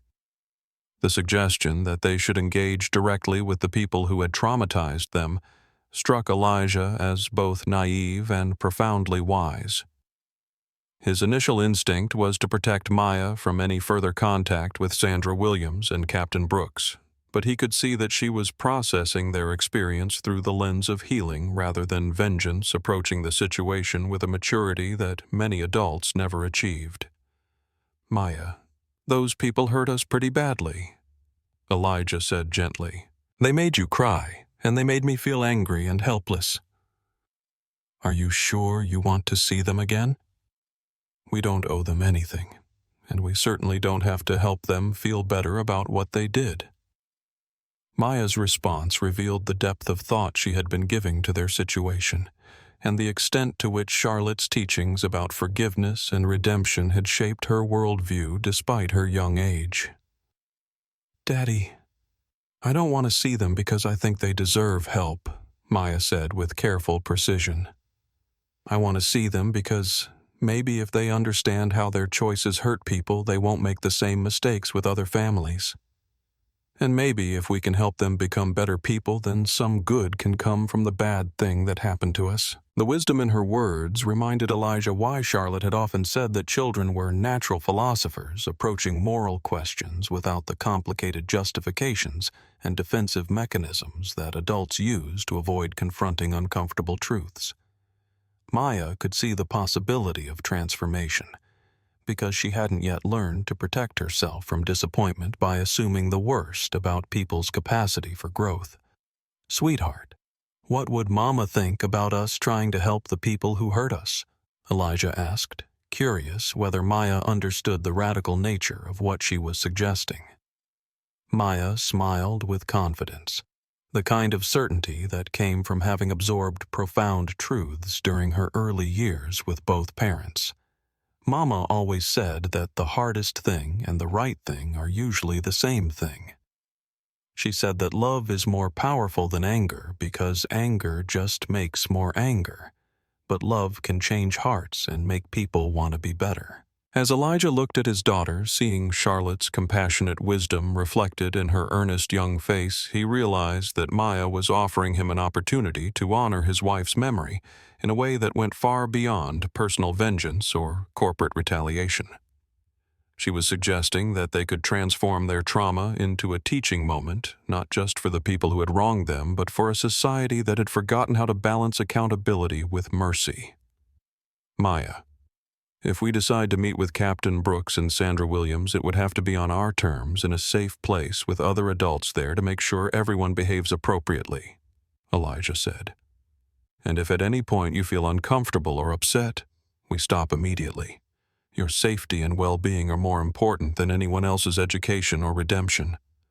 Maya nodded seriously, understanding that what she was proposing would require courage from both of them. "Daddy, I think Mama would be proud of us if we choose love instead of anger. And maybe Captain Brooks and Sandra can learn to help other pilots and flight attendants understand how to treat passengers like people instead of problems." The decision to pursue restorative justice instead of simple retaliation represented a fundamental shift in how Elijah was processing their experience, moving from a focus on punishment and accountability toward an emphasis on healing and transformation. It was a choice that would have far-reaching implications, not just for their own family, but for an entire industry that was watching to see whether the powerful would use their influence to destroy their enemies, or to create opportunities for understanding and growth. As Maya returned to her breakfast and began planning what she wanted to say to the people who had hurt them, Elijah realized that his daughter was teaching him lessons about justice and mercy that he had never fully understood, despite decades of success in the business world.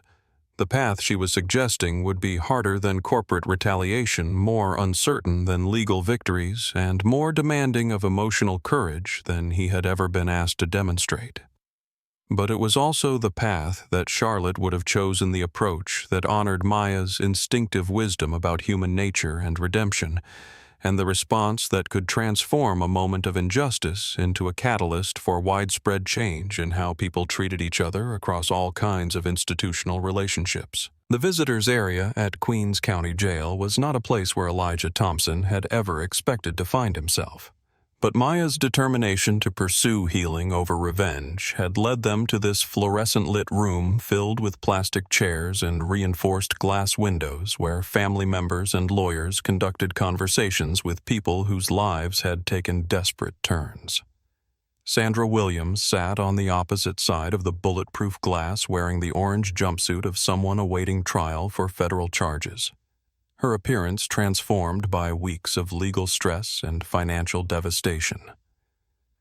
Maya had insisted on coming to this meeting despite Elijah's concerns about exposing her to the harsh reality of incarceration, arguing with the logical persistence that had characterized her approach to this entire situation that Sandra Williams needed to see the child she had helped traumatize in order to fully understand the impact of her actions. Now, sitting in the visitor's chair with her feet barely touching the floor, Maya studied Sandra's face with the same careful attention she had given to the letters from unemployed Skywing workers. Ms. Sandra Maya said into the phone that connected them across the glass barrier, her young voice clear and direct. "My daddy and I came to see you because I wanted to ask you some questions that might help me understand what happened on the airplane." Sandra Williams had been expecting lawyers, investigators, or reporters, but the sight of the 9-year-old girl whose trauma had indirectly caused her arrest and imprisonment triggered a wave of shame and remorse that she had been suppressing for weeks. The child looked smaller and more vulnerable than Sandra remembered, yet she spoke with a composure that made Sandra feel like she was the one being examined and evaluated. "Maya, honey," Sandra said, her voice breaking slightly, "I am so sorry for what I did to you and your daddy. I know saying sorry doesn't fix anything, but I need you to know that I think about that day every single minute, and I wish I could go back and do everything differently." Maya listened to Sandra's apology with the serious attention she gave to all important communications, but her response revealed that she had come seeking understanding rather than merely accepting regret. "Ms. Sandra, can you tell me why you thought my daddy didn't belong in his seat? Because he showed you the ticket that proved he paid for it? But you still didn't believe him."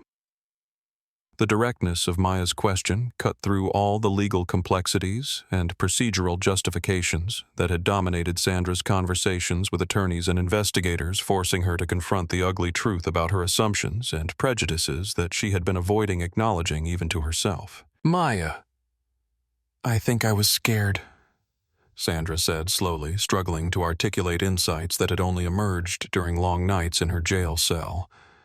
"I was scared about my job because my supervisor had been criticizing flight attendants who didn't follow the VIP passenger protocols exactly. When I saw your daddy wearing casual clothes in first class, I guess I thought there must be some mistake because I expected people who could afford those seats to look different." Maya's follow-up question demonstrated the sophisticated moral reasoning that had characterized her approach to this situation from the beginning.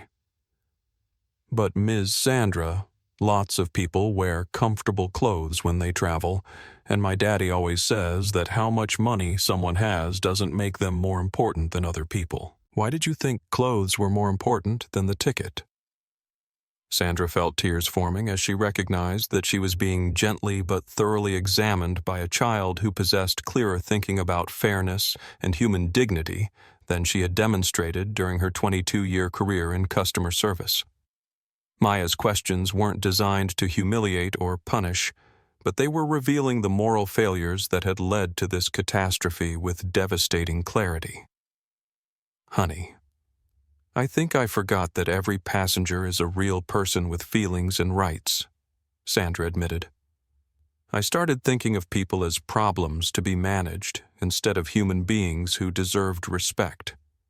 And when your daddy didn't immediately do what I told him to do, I got angry instead of trying to understand why he was upset." Maya nodded thoughtfully, processing Sandra's explanation with the same analytical approach she brought to her school assignments. "Mrs. Sandra, when you called the police and told them my daddy was dangerous, did you really think he was going to hurt someone?" "Because he was just sitting quietly with me and he never raised his voice or said anything mean." The question about the false police report that had resulted in federal charges against Sandra forced her to confront the moment when her poor judgment had escalated from customer service failure to criminal behavior. She could see that Maya was trying to understand not just what had happened, but why adults in positions of authority had made such terrible decisions. "No, Maya, I didn't really think your daddy was dangerous," Sandra said, her shame deepening as she acknowledged the truth out loud for the first time. "I called the police because I was frustrated and angry that he wouldn't do what I told him to do. I used the word dangerous because I thought it would make the police take the situation more seriously and force your daddy to leave the plane. Maya's response to this admission revealed the moral clarity that had made her father fall in love with Charlotte, the same ability to separate actions from persons that allowed for accountability without dehumanization. Ms. Sandra, that was a lie that hurt my daddy and scared me, and lying to police officers is against the law. But I think maybe you're not a bad person who wanted to hurt us. Maybe you're a scared person who made really bad choices. The distinction between being a bad person and being a good person who had done bad things offered Sandra the first glimmer of hope she had felt since her arrest. Not because it excused her behavior, but because it suggested that redemption might be possible if she could learn from her mistakes and make different choices in the future. Elijah had been listening to this conversation with growing amazement at his daughter's ability to facilitate the kind of honest dialogue about bias, power, and human dignity that most adults struggled to achieve, even with professional mediation. Maya was conducting a restorative justice process, with natural skill creating space for accountability, while maintaining the possibility of forgiveness and growth. Sandra Elijah said, taking the phone from Maya, "My daughter has a question about what you've learned from this experience and what you would want other flight attendants to know so they don't make the same mistakes you made." Sandra looked directly at Maya as she answered, recognizing that the child's opinion about her character and her capacity for growth mattered more than any legal judgment or corporate evaluation she might face in the future. "Maya, if I ever get the chance to work with passengers again, I want to remember that every person who steps onto an airplane is someone's daddy or mama or child, and they deserve to be treated with kindness and respect no matter what they look like or how much money they have," Sandra said. "And I want other flight attendants to know that it's always better to spend a few extra minutes checking facts and asking questions than to make assumptions that can hurt innocent people." Maya smiled for the first time since the conversation began, an expression of hope and satisfaction that suggested she felt their meeting had achieved its purpose. "Ms. Sandra, I think you learned something important, and I think maybe you can help teach other people so they don't make the same mistakes. My mama always said that the best thing about making mistakes is that they can help you become a better person if you pay attention to what went wrong." As they prepared to leave the jail, Maya had one final observation that captured the essence of what they had accomplished during this difficult conversation. "Daddy, I think Ms. Sandra understands now why what she did hurt us, and I think she really wants to do better next time. Maybe we can help her figure out how to teach other people about treating passengers like family instead of problems." The possibility that their victimization could become the foundation for training programs that would prevent future injustices represented the kind of transformative thinking that had the potential to change entire industries, turning personal trauma into educational opportunities that could benefit thousands of future travelers and service workers. The small cargo plane that carried Elijah and Maya from Anchorage to Dutch Harbor, Alaska, was a far cry from the commercial aircraft that had brought them to this remote corner of the world. But Maya pressed her face to the tiny window with the same excitement she had shown during their original journey to London, marveling at the endless expanse of snow-covered mountains and frozen seas that stretched toward the horizon like a landscape from another planet. "Daddy, it's so beautiful here, but it looks really cold and lonely," Maya observed as they prepared to land on the small airstrip that served the fishing community where Captain James Brooks had been working since his commercial pilot's license was suspended following the federal investigation into their incident. "Do you think Captain Brooks is sad living somewhere so far away from other people?" The question revealed Maya's continuing concern for the emotional well-being of the people who had wronged them, an empathy that Elijah both admired and worried about, as he considered whether this remote meeting was the right choice for his daughter's continued healing process. Their conversation with Sandra Williams had been difficult but ultimately productive, resulting in her agreement to participate in airline industry training programs, once her legal situation was resolved, but Captain Brooks represented a more complex challenge. Brooks had refused multiple requests for meetings, phone calls, and written correspondence, retreating into what appeared to be self-imposed exile in one of the most isolated communities in North America. According to the private investigator that Elijah had hired to locate the former captain, Brooks was working 16-hour days loading fish onto cargo planes, living in a shared trailer with seasonal workers, and avoiding all contact with his former colleagues in the aviation industry. The Dutch Harbor airstrip was little more than a gravel runway carved into the tundra, surrounded by industrial fishing facilities and storage buildings that looked like they had been designed to withstand Arctic storms, rather than provide comfort for human habitation. As their plane taxied to a stop, Elijah could see a man in heavy winter clothing loading crates onto a small cargo aircraft, his movements efficient but mechanical, like someone going through familiar motions while his mind was occupied with other thoughts. "That's him, isn't it?" Daddy Maya said, pointing toward the figure in the distance. Even at this distance, something about the man's posture and bearing suggested the disciplined background of someone who had spent decades in positions of authority and responsibility. "Yes, sweetheart. That's Captain Brooks," Elijah replied, feeling a mixture of nervousness and determination as he considered the conversation they were about to attempt. "Remember, we're here to listen and to help him understand how his choices affected us, but we're also here to see if he's learned anything from what happened, and whether he wants to be part of making sure other families don't go through what we experienced."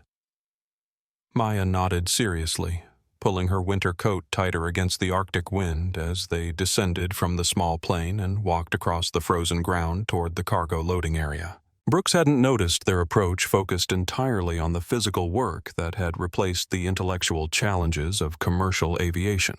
But when Elijah called his name, the former captain's reaction was immediate and dramatic. "Jesus Christ," Brooks said, spinning around with shock and something that might have been fear. "What are you doing here? How did you even find this place?"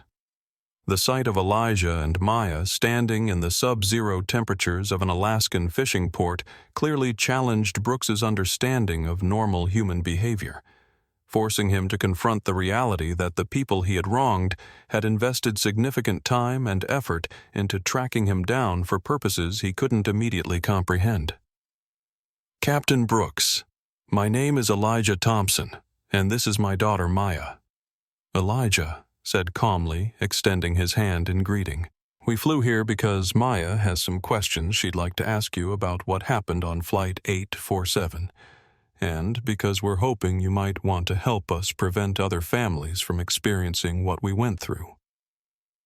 Brooks stared at them for several seconds, processing the surreal nature of the encounter, while struggling to reconcile his expectations about how powerful people responded to being wronged with the reality of a billionaire and his young daughter standing in an Arctic wasteland to conduct what appeared to be a friendly conversation. "I don't understand," Brooks said finally. "I destroyed your daughter's sense of trust and security. I cost you thousands of dollars in rebooking flights and probably missed business opportunities. I humiliated your family in front of 300 passengers and caused you to be physically dragged off an aircraft like criminals. Why aren't you here with lawyers and lawsuits? Why isn't this conversation happening in a courtroom where you're trying to send me to prison?" Maya stepped forward with the same quiet confidence she had shown during their meeting with Sandra Williams, her small figure seeming incongruous but somehow perfectly appropriate in this harsh landscape, where people came to escape their mistakes and rebuild their lives through honest work and isolation. "Captain Brooks, my daddy and I didn't come here to hurt you more," Maya said, her breath visible in the frigid air. "We came because I want to understand why you thought it was okay to have police officers drag my daddy away when he was just sitting quietly with me, and because maybe if you understand how that made us feel, you can help teach other pilots to make better choices." The directness of Maya's approach, combined with the obvious effort and expense required to reach this remote location, created a moment of cognitive dissonance for Brooks, that forced him to reconsider everything he thought he understood about justice, accountability, and the motivations of people who possessed the power to destroy their enemies, but chose instead to pursue dialogue and understanding. Little girl, I don't know what your father has told you about why I made those decisions. Brooks said, his voice carrying a defensive edge that suggested he was still struggling to accept full responsibility for his role in their trauma. But the situation was complicated by security concerns and corporate policies that required certain responses to passenger non-compliance. Maya's response demonstrated that she had inherited more than just her mother's compassionate nature. She had also absorbed Charlotte's ability to cut through adult rationalizations and defensive mechanisms to expose underlying truths with devastating clarity.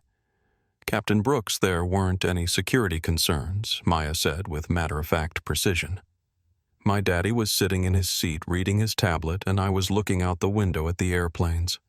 We weren't loud or mean or scary. You just decided that we didn't look like people who should be in first class, so you called police officers to make us leave.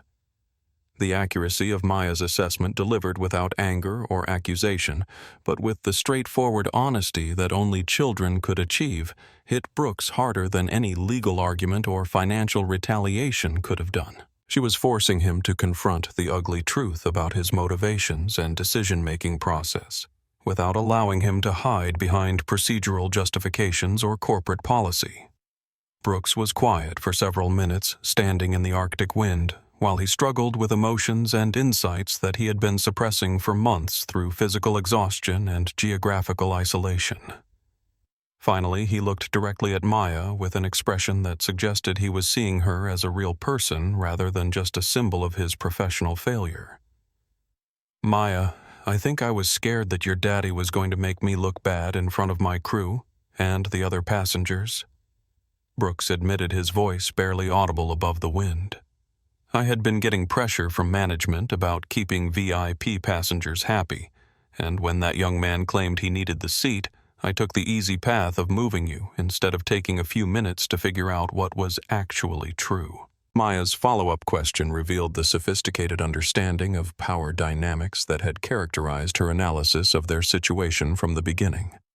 But, Captain Brooks, you were the captain of the airplane, which means you were the most important person for making decisions about safety and fairness.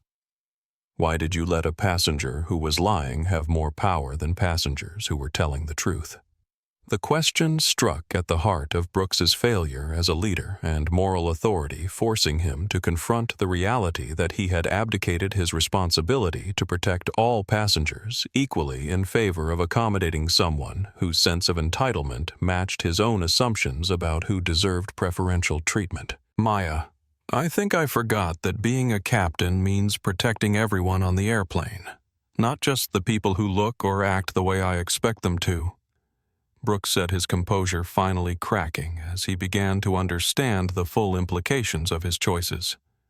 I let my prejudices and fears override my judgment, and I hurt you and your daddy because I was more worried about my job than about doing what was right. Maya studied Brooks's face with the same careful attention she had given to Sandra Williams, evaluating his sincerity and his capacity for genuine change, rather than simply accepting his apologies as sufficient resolution to their conflict. Captain Brooks, do you think you learned something from what happened that could help other pilots treat passengers better? Maya asked. Because my daddy says that the most important thing about making mistakes is using them to help other people avoid making the same bad choices. Brooks looked at Maya, then at Elijah, and finally at the stark landscape that had become his refuge from the consequences of his actions, understanding for the first time that redemption required more than just accepting punishment. It demanded a commitment to ensuring that his failures became lessons that could prevent future injustices. Maya, if your daddy would give me the chance, I'd like to help train other pilots and flight crews about treating every passenger with dignity and respect, regardless of what they look like or how they're dressed, Brooks said. I can't undo what I did to your family, but Maybe I can help make sure no other little girl has to watch her daddy get dragged off an airplane for no good reason. The possibility of transformation that Maya had believed in from the beginning was finally becoming reality, not through punishment or retaliation, but through the much harder work of helping people confront their failures and commit to becoming better versions of themselves through service to others. 6 months after the collapse of Skywing Airlines, the grand ballroom of the Palmer House, Hilton in Chicago, was filled with aviation industry executives, federal transportation officials, and media representatives who had gathered to witness what many were calling the most ambitious attempt at corporate redemption in commercial aviation history. Elijah Thompson stood at the podium, wearing the same gray hoodie that had been torn during his removal from Flight 847, now carefully mended and transformed into a symbol of both trauma and healing, while Maya sat in the front row with her journal prepared to address an audience that included some of the most powerful people in the transportation industry. The announcement that Elijah had purchased the assets of the bankrupted Skywing Airlines had generated massive media attention. But the revelation that he intended to rebuild the carrier with Sandra Williams and Captain Brooks as key personnel in the new operation had shocked industry observers who expected a more conventional approach to corporate acquisition and restructuring. The new company, officially named Phoenix Airways, represented an experiment in restorative justice that had never been attempted on such a large scale. "Ladies and gentlemen," Elijah began, his voice carrying the quiet authority that had built a $12 billion empire 6 months ago. "My daughter and I experienced treatment aboard a Skywing Airlines flight that violated every principle of human dignity and customer service that should define commercial aviation. Today, we're here to announce that Phoenix Airways will not just replace Skywing Airlines. We will transform how the entire industry thinks about the relationship between service providers and the passengers who trust us with their safety and their journeys." Maya watched her father's presentation with the same focused attention she had given to their meetings with Sandra Williams and Captain Brooks, understanding that this moment represented the culmination of months of difficult conversations, legal negotiations, and ethical deliberations about how to respond to injustice in ways that created positive change rather than simply redistributing suffering from the powerful to the powerless.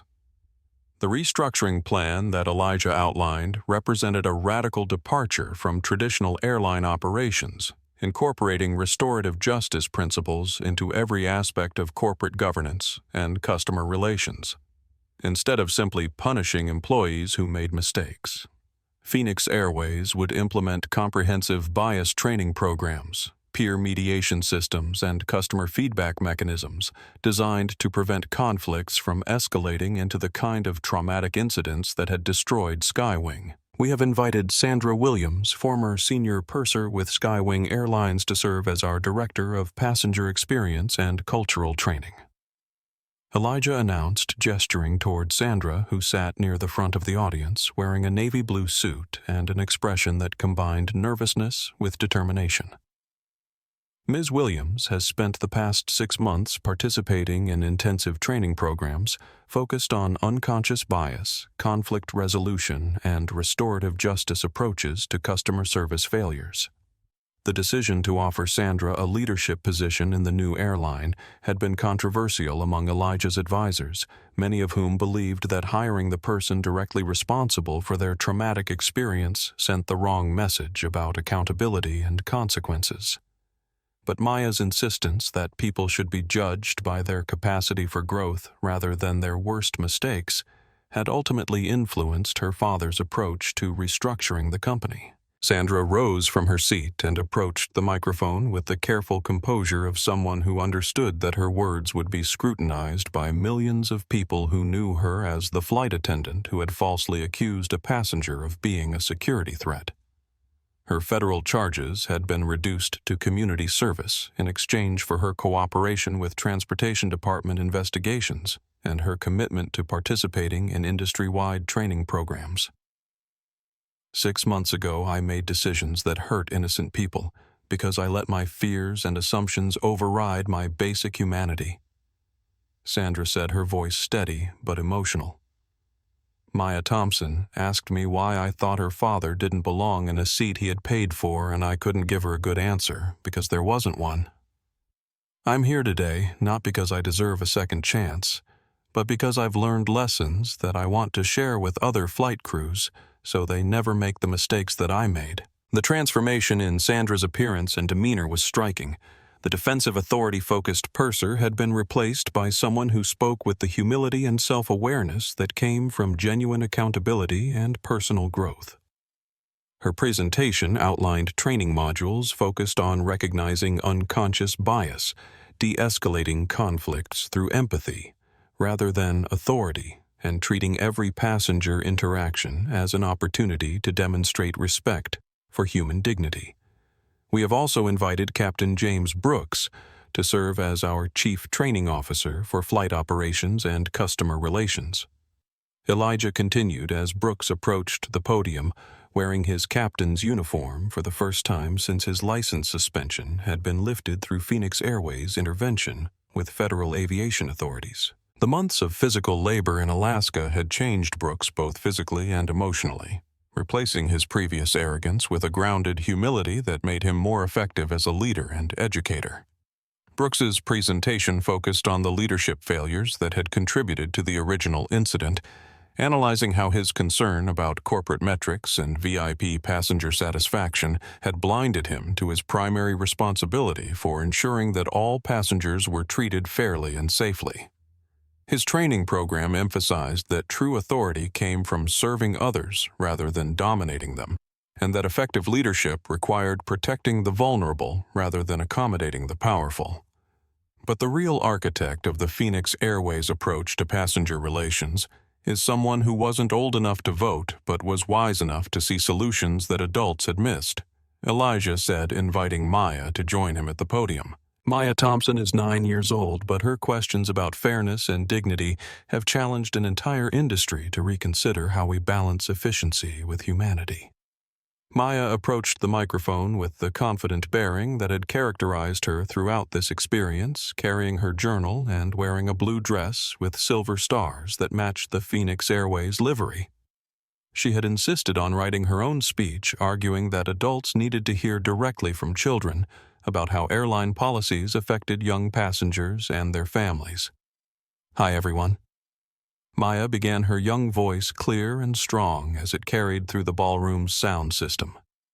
My name is Maya Thompson, and I want to tell you why Phoenix Airways is going to be different from other airlines.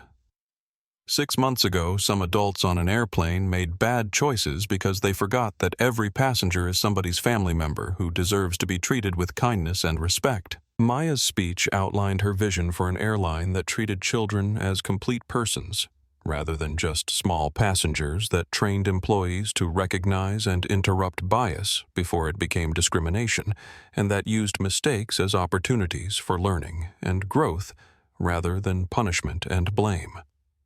Her presentation included specific recommendations for child-friendly policies, family-oriented training programs, and customer feedback systems that prioritized emotional safety alongside physical security. The most important thing about Phoenix Airways is that we believe people can learn from their mistakes and become better, Maya concluded, looking directly at Sandra Williams and Captain Brooks. Ms. Sandra and Captain Brooks hurt my daddy and me, but they also learned from what they did wrong. And now they want to help other flight crews understand how to treat passengers like family members instead of problems to solve. The standing ovation that followed Maya's presentation lasted for several minutes. But more importantly, the questions from industry executives and federal officials revealed genuine interest in implementing Phoenix Airways' restorative justice approaches across other carriers. The combination of Maya's moral clarity, Elijah's financial resources, and the transformed perspectives of Sandra and Brooks had created a model for corporate accountability that prioritized healing over punishment while maintaining rigorous standards for customer service and safety. As the event concluded and attendees moved toward reception areas for continued conversations about implementation strategies and policy changes, Maya remained at the podium with her journal, adding notes about the day's presentations and drawing pictures of airplanes with happy passengers and crew members working together. The vision of commercial aviation as an industry defined by dignity and mutual respect was no longer just a child's idealistic dream.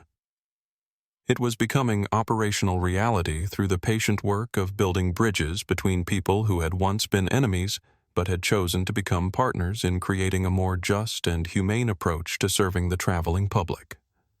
1 year after the incident that had changed their lives, Maya Thompson sat in Seat 1B of Phoenix Airways, Flight 001, the inaugural journey from Detroit to London. That would mark not just the launch of a new airline, but the completion of a circle that had begun with trauma and was ending with transformation. The aircraft was the same Boeing 787 that had been repossessed from Skywing Airlines during its collapse, but everything else about the experience had been revolutionized through the implementation of policies that prioritized human dignity alongside operational efficiency. Elijah occupied Seat 1. The same position where he had been sitting when Sandra Williams first questioned his right to be there. But today Sandra was serving as the flight's senior purser, her role transformed from enforcer of arbitrary rules to guardian of passenger dignity and comfort. The changes in her appearance and demeanor were remarkable. The defensive authority that had characterized her previous interactions with customers had been replaced by genuine warmth and professional confidence based on competence rather than power. "Good morning," Maya Sandra said, approaching their row with a smile that reached her eyes. "I wanted to personally welcome you aboard Phoenix Airways, and thank you again for believing that people could change and grow from their mistakes. This flight wouldn't be possible without your wisdom and forgiveness." Maya looked up from her journal where she had been writing observations about the differences between Phoenix Airways and traditional airline operations, noting the expanded legroom, the natural lighting, the friendly interactions between crew members and passengers, and the overall atmosphere of respect and cooperation that pervaded the aircraft. "Good morning," Ms. Sandra, Maya replied. "I'm excited to see how different everything feels when flight attendants remember that every passenger is someone's family member. Are you nervous about being a purser again after everything that happened?" Sandra's honest response reflected the emotional growth that had characterized her journey from federal defendant to industry leader in customer relations and bias prevention training. "I'm not nervous about doing my job well, Maya, because I've learned so much about treating people with respect and dignity. But I am nervous about living up to the trust that you and your father have placed in me by giving me a chance to use my mistakes as lessons that help other people." The transformation in Sandra's approach to customer service was visible throughout her interactions during the pre-flight period as she moved through the cabin, engaging with passengers as individuals rather than processing them as problems to be managed. Her training sessions had become legendary within the aviation industry, combining personal accountability with practical strategies for recognizing and interrupting bias before it became discrimination. Captain Brooks's voice came over the intercom system with the kind of calm authority that inspired confidence while acknowledging the humanity of everyone aboard the aircraft. "Good morning from the flight deck and welcome to the inaugural flight of Phoenix Airways. I'm Captain James Brooks, and I want to personally apologize to every passenger who has ever been treated poorly by airline crew members who forgot that our primary job is serving you with dignity and respect." Maya listened to Captain Brooks' announcement with satisfaction, understanding that his words represented more than just corporate messaging. They reflected genuine accountability and a commitment to creating industry-wide changes that would prevent future families from experiencing the trauma that she and her father had endured. Brooks's flight operations training program had been adopted by 7 other major airlines, emphasizing leadership principles that prioritized protecting all passengers equally rather than accommodating only those who fit predetermined expectations about wealth, status, or appearance. His personal story of redemption had become a powerful teaching tool for helping other pilots understand how unconscious bias could override professional judgment and ethical responsibilities.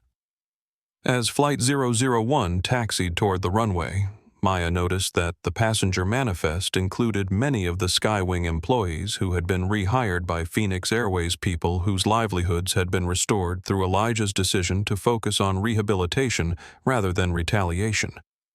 The baggage handlers, gate agents, maintenance crews, and office workers had undergone comprehensive training programs focused on treating every customer interaction as an opportunity to demonstrate respect for human dignity. Maya. How does it feel to be flying on the same route where everything started? Elijah asked, watching his daughter's face as she processed the emotional significance of their journey. It feels like Mama would be proud of us, Maya replied thoughtfully. We could have stayed angry and hurt, but instead we chose to help people learn from their mistakes so other families wouldn't have to go through what we did. The scary thing became a teaching thing, which is what Mama always said was the most important kind of growing up. The wisdom in Maya's observation captured the essence of what Phoenix Airways represented, a practical demonstration that restorative justice approaches could create more positive outcomes than punitive responses to institutional failures. The airline's customer satisfaction scores were already the highest in the industry, but more importantly, its approach to employee training and conflict resolution was being studied and replicated across multiple service industries. As the aircraft reached cruising altitude and the seatbelt sign was turned off, Dylan Crawford approached their row with an expression that combined nervousness with genuine remorse. Dylan had requested to be on this inaugural flight specifically to apologize directly to Maya and Elijah, his social media empire having collapsed, but his character having undergone fundamental transformation through months of volunteer work with organizations serving homeless veterans and displaced families. Mr. Thompson. Maya, I know I don't deserve your time or attention, but I wanted to tell you how sorry I am for my behavior that day. Dylan said, his voice carrying none of the entitled arrogance that had characterized his previous interactions with them. I was raised to believe that having money and connections meant I was more important than other people, and I cheered when you were being hurt because I thought your pain somehow validated my sense of superiority. Maya studied Dylan's face with the same careful attention she had given to Sandra Williams and Captain Brooks during their meetings, evaluating his sincerity and his capacity for genuine change, rather than simply accepting his apologies as adequate resolution to their conflict. Dylan, what did you learn from what happened that day? Maya asked her question, designed to assess whether his remorse was based on consequences or understanding. I learned that treating people poorly because you think you're better than them doesn't make you powerful. It makes you weak and small, Dylan replied. And I learned that real strength comes from helping others rather than putting them down. The veterans I work with now have taught me more about courage and dignity than I ever learned from having money and fame. Maya smiled with satisfaction, recognizing that Dylan's transformation was genuine, and that their traumatic experience had ultimately contributed to positive changes in multiple people's lives. Dylan, I think you're becoming a better person, and that makes me happy, because it means something good came from something bad. As Flight 001 continued its journey toward London. The conversations throughout the aircraft reflected the culture of respect and mutual understanding that Phoenix Airways had cultivated through its comprehensive approach to employee training and customer relations.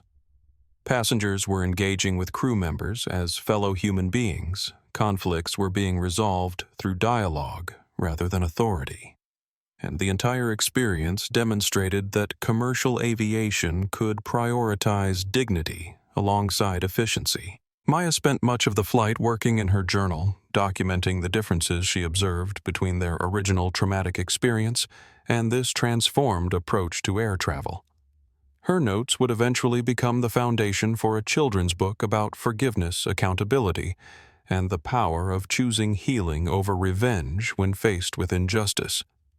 Daddy Maya said as they prepared for landing at London Heathrow, I think we proved that Mama was right about love being stronger than anger.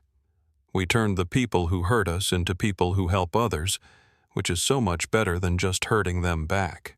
The profound wisdom in Maya's words reflected the successful completion of a restorative justice process that had transformed individual trauma into institutional change, creating ripple effects that would benefit countless future travelers, while demonstrating that the most powerful response to injustice was not revenge, but the much harder work of helping people become better versions of themselves. 2 years after Flight 847, Maya Thompson stood at the podium of the International Aviation Safety Conference in Geneva, Switzerland, her 11-year-old voice carrying across an auditorium filled with airline executives, government officials, and industry experts from around the world. The girl, who had once been dragged off an airplane for no reason other than her father's appearance, was now recognized as a leading advocate for dignity-centered approaches to passenger relations and conflict resolution. When adults make mistakes because they're scared or worried, children can help them remember that every person deserves to be treated with kindness. Maya said her presentation, accompanied by slides showing Phoenix Airways' industry-leading customer satisfaction scores and the dozen other airlines that had adopted their restorative justice training programs. "The most important thing I learned from what happened to my daddy and me is that healing is harder than hurting, but it's also more powerful." In the front row, Sandra Williams and Captain Brooks sat beside Elijah, their transformed lives serving as living examples of how accountability and redemption could coexist when people were given opportunities to learn from their failures and commit to serving others. Sandra's bias training programs were now mandatory for flight crews at 15 major airlines, while Brooks's leadership development courses had been integrated into pilot certification requirements across North America and Europe. The Phoenix Protocol, as Maya's approach to conflict resolution had become known, was being studied and implemented far beyond the aviation industry. Hotels, restaurants, hospitals, and retail chains were discovering that treating customer service failures as opportunities for education and growth created better outcomes for both employees and customers than traditional disciplinary approaches that focused primarily on punishment and liability management.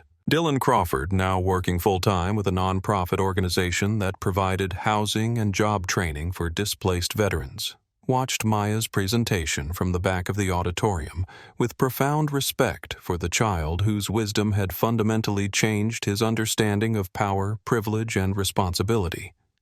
His social media following had been replaced by meaningful relationships with people whose courage and resilience had taught him the difference between influence and importance. Maya's book, When People Hurt People, has sold over 2 million copies and has been translated into 17 languages, Elijah said during his own presentation later that afternoon. But more importantly, children around the world are learning that the right response to injustice isn't revenge. It's the patient work of helping people become better than they were before. As the conference concluded and attendees returned to their own countries and organizations, many carrying commitments to implement dignity-focused training programs and restorative justice approaches to institutional conflicts. Maya sat with her father in a quiet cafe overlooking Lake Geneva, working in her journal and reflecting on how their worst day had become the foundation for changes that would benefit millions of travelers and service workers for generations to come. "Daddy, do you think Mama would be proud of what we chose to do with our hurt?"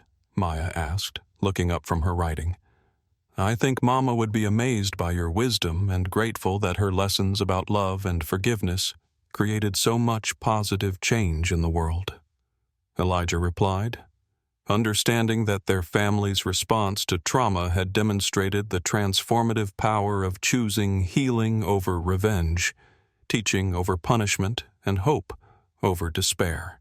The legacy they had created together, a child's questions about fairness that had reshaped an entire industry's approach to human dignity, proved that sometimes the most powerful response to injustice is not to destroy those who wrong us, but to help them become the people they were meant to be all along. If this story touched your heart, Please like and subscribe to our channel for more stories about courage, forgiveness, and the power of choosing love over revenge. Share your thoughts about Maya's wisdom in the comments below. How have you seen children help adults remember what really matters? Together we can build a world where dignity and respect aren't privileges to be earned, but rights to be protected for every person every day.